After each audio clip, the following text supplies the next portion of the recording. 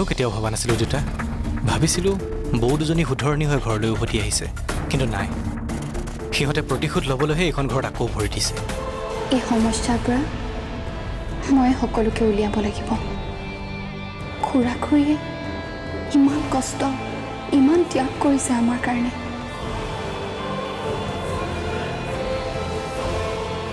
গতিকে এই মুহূৰ্তত মই তেওঁলোকৰ কৰ্তব্য পালন কৰিবই লাগিব। সেয়ে মই ভাবোঁ তুমি এতিয়া তেওঁলোকক একোৱে নক'বা। মিছামিছি মোৰ কাৰণে এইখন ঘৰত অশান্তিৰ সৃষ্টি হ'ব নালাগে। নাই, মই আৰু এনেকৈ তোমাৰ চকুত চকু পানী চাই থাকিব নোৱাৰোঁ। মই জানো নহয় কেনেকৈ বুজাব লাগে। এপদ এপদকৈ বস্তু গোটাই বহুত কষ্টৰে কৰিছোঁ। কোনোবাই নিজৰ ইচ্ছামতে কৰোঁ বুলি এইখন ঘৰ ধ্বংস কৰিব নোৱাৰে। কিন্তু কথাটো অকণমান বেছি ৰিস্কি হ'ব নেকি? বন্দনা, প্ৰীতম আৰু মানসক আমাৰ হাতৰ মুঠিত ৰাখিবলৈ হ'লে এইখিনিতো ৰিস্ক ল'বই লাগিব। আজি মই যদি বিপদত পৰিলোঁ হয়, তই মোক সহায় নকৰিলি হয় জানো? কৰিলোঁ হয়।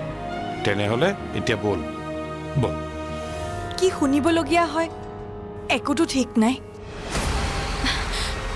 তুমিতো নিজেই গম পাইছা খুৰা খুৰীয়ে মোক কেনেকৈ ভাবে।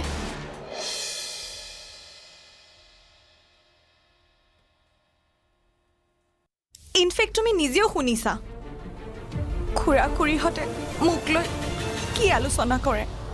শুনিছোঁ।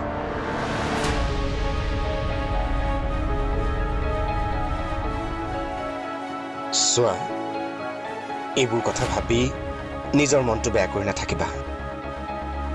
এইখন ঘৰত তেওঁলোকৰ যিমান অধিকাৰ আছে তোমাৰো সমানেই অধিকাৰ আছে। গতিকে তোমাৰ কাম নিৰ্ভয়ে কৰি যোৱা। বাকী মইতো আছোৱেই তোমাৰ লগত। প্ৰীতম, তুমি নাজানা প্ৰীতম, তুমি যেতিয়া ঘৰত নাথাকা ঘৰৰ মানুহবোৰে মোৰ লগত কেনেকুৱা ব্যৱহাৰ কৰে। মোৰতো ৰুমৰ পৰা ওলাবলৈ ভয় লগা হৈছে। তুমি যদি বিচাৰা মই কিবা বেলেগ ব্যৱস্থা কৰোঁ নেকি?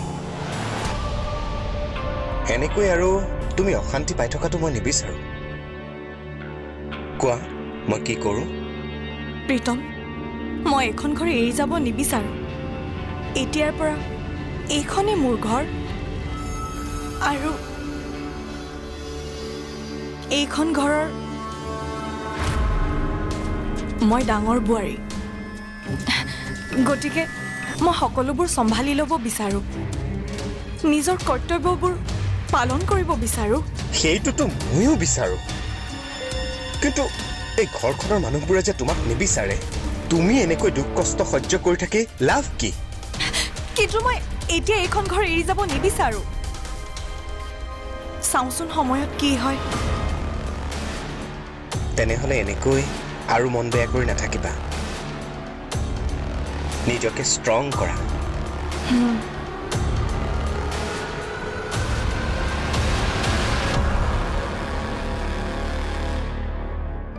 হেৰি শুনিছে? হা?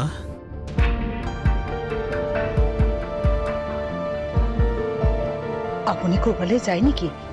অঁ, তোমাক যে নতুন ব্যৱসায়টোৰ কথা কৈছিলোঁ, তাৰ কামতে অলপ ওলাই যাওঁ। মানে কি হ'ল? তোমাৰ কিবা কথা আছিল? নাই, যাওক।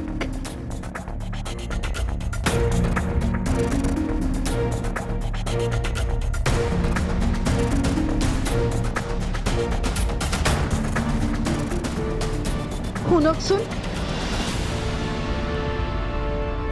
আজি নগ'লে নহয়নে? কিয়? তোমাৰ কিবা বেলেগ কাম আছে? নহয় মানে মোৰ মনটো কিবা এটা ভাল লাগি থকা নাই। ৰাতিপুৱাৰ পৰা কিবা এটা যেন বেয়া হ'ব এনেকুৱা অনুভৱ হৈ আছে। সেইবাবেই কৈছোঁ আজি আপুনি যাব নালাগে। তাতে আপোনাৰ গাটোও ভাল নহয়। মনত ইমানবোৰ চিন্তাও লৈ আছে আপুনি।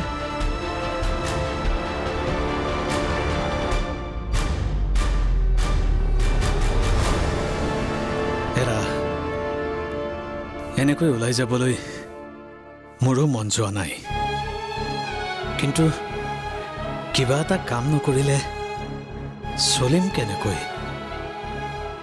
কিবা এটা উপাৰ্জনৰ পথটো লাগিব। প্ৰীতমৰ কথাটো শুনি চাই ল'ৰাকেইটাক আশা কৰিতো লাভ নাই। তাতে এতিয়া প্ৰিয়া আৰু তাইৰ আহিবলগীয়া সন্তানটিৰ দায়িত্বও আছে। ঠিক আছে, যাওক, কিন্তু সোনকালে আহিবলৈ চেষ্টা কৰিব। তুমি চিন্তা নকৰিবা, ঘৰখনৰ দায়িত্ব থকালৈকে মোৰ একো নহয়। আহোঁ দিয়া।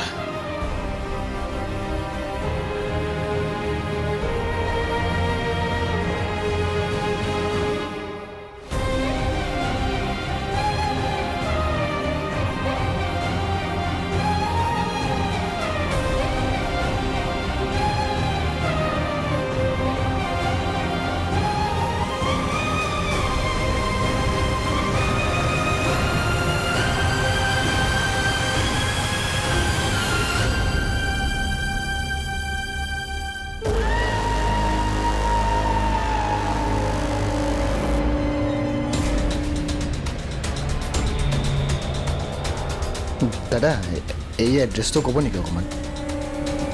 চাবচোন।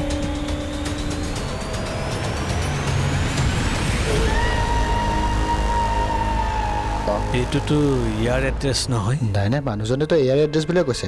অকণমান চাই লওকচোন, ভালকৈ চাওকচোন আপুনি। পাৰিব পাৰিব, এই চাওকচোন, এই চাওক।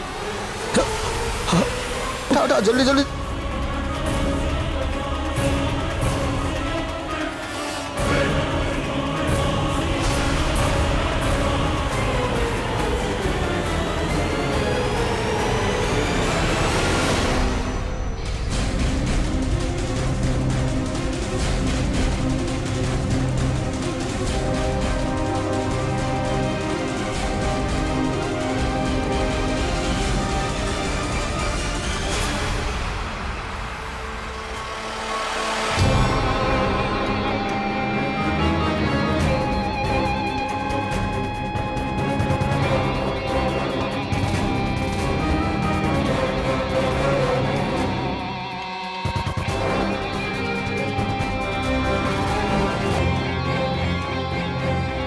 কি হ'ল বা?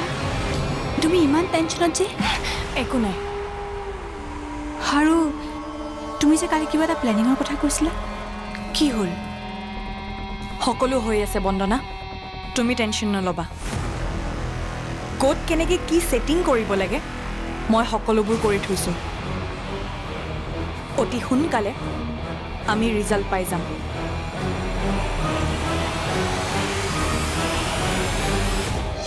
মই স্বাৰ্থৰ কথা কোৱা নাই, আত্মসন্মানৰ কথা কৈছোঁ। প্ৰিয়াৰ ক্ষেত্ৰত আত্মসন্মান, স্বাভিমান এইবোৰৰ কথা মই কেতিয়াও নাভাবোৱেই। তাইৰ প্ৰতি যি গভীৰ অনুভূতি আছে, যি অনুভৱ আছে, সেই অনুভূতিৰ ওচৰত এই আত্মসন্মান, স্বাভিমান সেইবোৰ একেবাৰে সৰু হৈ যায়। তো বাৰে বাৰে এনেকৈ নিজকে পাহৰি তাইৰ আগত সৰু হৈ থাকিলে তই তাইৰ মনৰ পৰা ওলাই যাবি। এটা কথা মন দি শুনি লোৱা, এইখন ঘৰত অধিকাৰ আটাইতকৈ বেছি খুৰা আৰু খুৰীৰ। সেইকাৰণে তোমালোকেও খুৰা আৰু খুৰীৰ মতেহে চলিব লাগিব এইখন ঘৰত। তুমি হয় কোন আমাক সকিয়নি দিবলৈ? ইচ্ছা কৰিলে আমি এতিয়াই তোমাক এইখন ঘৰৰ পৰা উলিয়াই দিব পাৰোঁ। গতিকে আমাৰ ওচৰত বেছি এটিটিউড নেদেখাবা।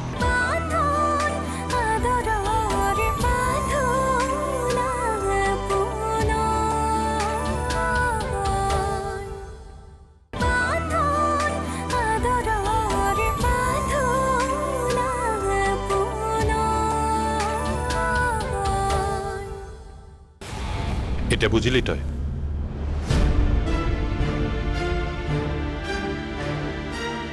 দেউতা, হৰিকাৰ কথাখিনি শুনাৰ পাছত প্ৰিয়াহঁতৰ ঘৰখনত কি চলি আছে মই ভালদৰে বুজিব পাৰিছোঁ।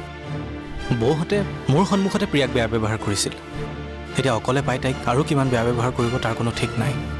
এইটো সময়ত আচলতে মই তাইৰ লগত থকাটো জৰুৰী আছিল দেউতা। প্ৰিয়াৰ কথা চিন্তা কৰিবলৈ বিনয় আৰু আৰতি আছে। তই নিজৰ কথা চিন্তা কৰ। শৈশৱৰ পৰা কেৱল তাইৰ কথাই চিন্তা কৰি আহিছ। তাৰ বিনিময়ত কি পালি তই?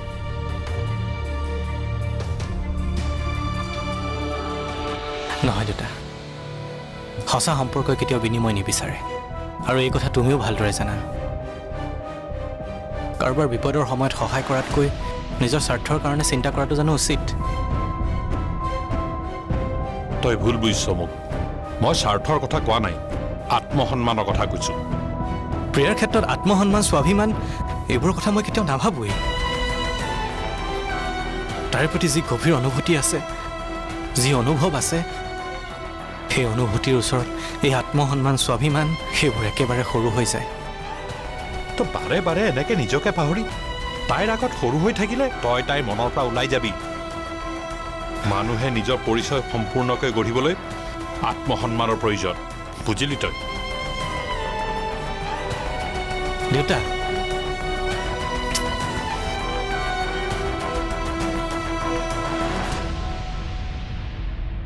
অ' খুৰী, আজি নহ'লে ময়ে কাম কৰোঁ দিয়া। তুমি নালাগে, হ'ব দিয়া। নহয় মানে ব্যস্ত থাকিলে চিন্তাবোৰ মনলৈ নাহে, নহ'লে ইমান বেয়া বেয়া চিন্তাবোৰ মনলৈ আহি থাকে। ইমান চিন্তা কৰি নাথাকিবাচোন তুমি। চিন্তা কৰোঁ বুলিনো কোনে কৰে, নিজে নিজে মনলৈ আহি যায়। তথাপিও নিজৰ মনটোক অকণমান ভাল লগাই ৰাখিবলৈ যত্ন কৰিব লাগে। বাহ, আজি দুয়োগৰাকী কিটচেনত যে, মানে আমাৰ লগত কম্পিটিশ্যন কৰিবলৈ সাজু হৈছে।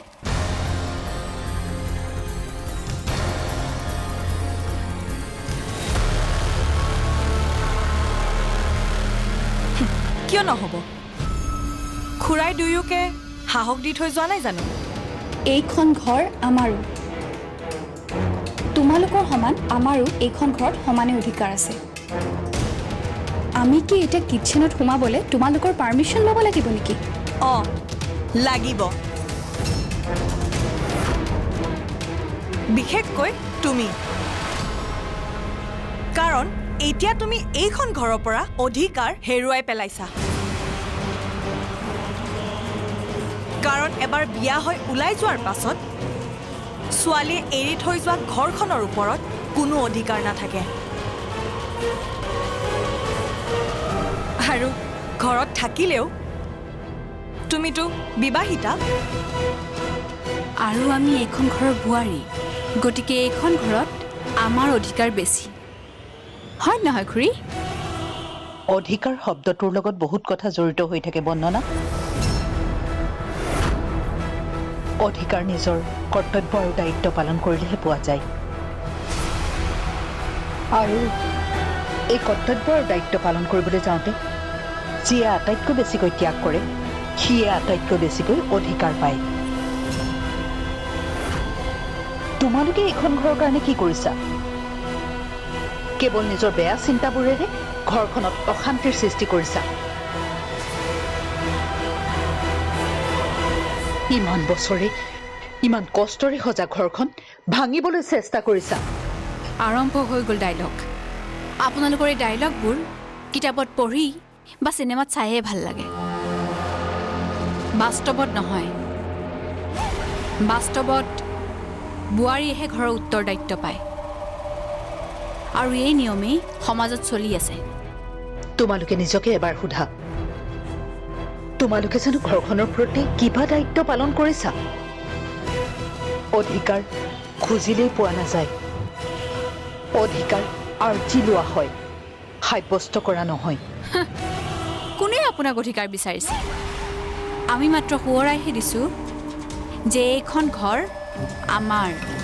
এটা কথা মন দি শুনি লোৱা, এইখন ঘৰত অধিকাৰ আটাইতকৈ বেছি খুৰা আৰু খুৰীৰ। সেইকাৰণে তোমালোকেও খুৰা আৰু খুৰীৰ মতেহে চলিব লাগিব এইখন ঘৰত। তুমি হয় কোন আমাক সকিয়নি দিবলৈ? ইচ্ছা কৰিলে আমি এতিয়াই তোমাক এইখন ঘৰৰ পৰা উলিয়াই দিব পাৰোঁ, গতিকে আমাৰ ওচৰত বেছি এটিটিউড নেদেখাবা। নিচি, লাহে লাহে এইখন ঘৰ আমাৰ হাতলৈ আহি আছে আমাৰ পচন্দ নোহোৱা কোনো সদস্য এইখন ঘৰত থাকিব নোৱাৰে আৰু ইহঁতৰ কথা শুনিবলৈ নাই এটা এটাকৈ সকলোকে এইখন ঘৰৰ পৰা আউট কৰিম এই প্ৰিয়াজনীক যে মোৰ অকমানো সহ্য নহয় এইজনীকে সোনকালে এইখন ঘৰৰ পৰা আউট কৰিবই লাগিব একদম ঠিক কথা কৈছা সোনকালে সেইটো কাম হৈ যাব কিমান ফোন কৰিছোঁ ফোনটো ছুইচ অফ ছুইচ অফ মানুহজন কেতিয়াবাই উভতি আহিব লাগিছিল আৰু এতিয়ালৈকে কোনো খা খবৰ নাই ফোনটো কিয় অফ হৈ আছে মোৰ বৰ চিন্তা হৈছে কি কৰোঁ কেনেকৈ খবৰ লওঁ ৰ'বাচোন খুৰী তুমি অধৈৰ্য নহ'বা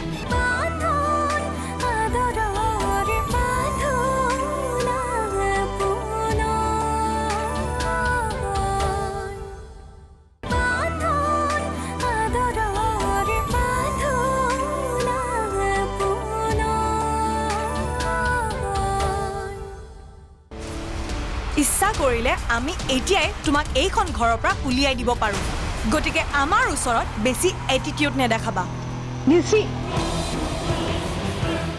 প্ৰিয়া আমাৰ ঘৰৰ ছোৱালী অন্ততঃ মই আৰু খুৰা এইখন ঘৰত থকালৈকে তোমালোকে প্ৰিয়াক উলিয়াই দিব নোৱাৰা আৰু যদি এই ভুল কৰা তেতিয়াহ'লে তোমালোক দুয়ো এইখন ঘৰৰ পৰা ওলাই যাব লাগিব মই প্ৰিয়াৰ খুৰীয়েক নামতহে খুৰীয়েক আচলতে মই প্ৰিয়াৰ মাক আৰু সন্তানৰ বাবে মাতৃয়ে সময়ত শীতলো হ'ব পাৰে আৰু প্ৰয়োজন অনুসৰি দুৰ্গা বা কালীৰ ৰূপ ধাৰণ কৰিব পাৰে মনত ৰাখিবা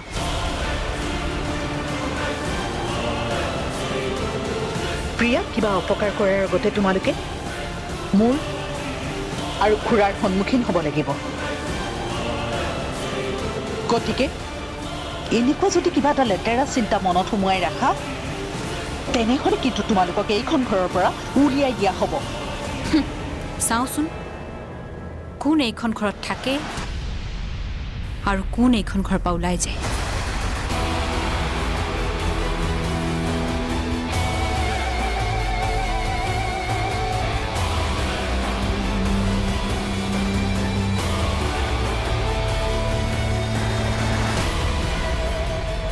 গম পালা খুৰী আমাক ঘৰত থাকিব নোৱাৰা অৱস্থা কৰি দিছে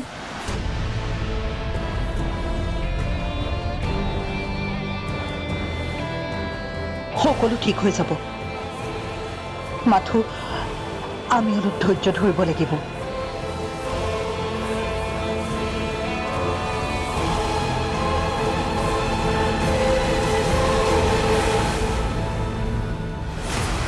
দেখিলা বন্দনা দেখিলানে আমাক কেনেকৈ ধমকি দিব পৰা হ'ল তুমি চিন্তা নকৰিবা বাবা এই ধমকি বেছি দিন নাথাকে লাহে লাহে এইখন ঘৰ আমাৰ হাতলৈ আহি আছে আমাৰ পচন্দ নোহোৱা কোনো সদস্য এইখন ঘৰত থাকিব নোৱাৰে আৰু ইহঁতৰ কথা শুনিবলৈ নাই এটা এটাকৈ সকলোকে এইখন ঘৰৰ পৰা আউট কৰিম এই প্ৰিয়াজনীক যে মোৰ অকমানো সহ্য নহয় এইজনীকে সোনকালে এইখন ঘৰৰ পৰা আউট কৰিবই লাগিব একদম ঠিক কথা কৈছা সোনকালে সেইটো কাম হৈ যাব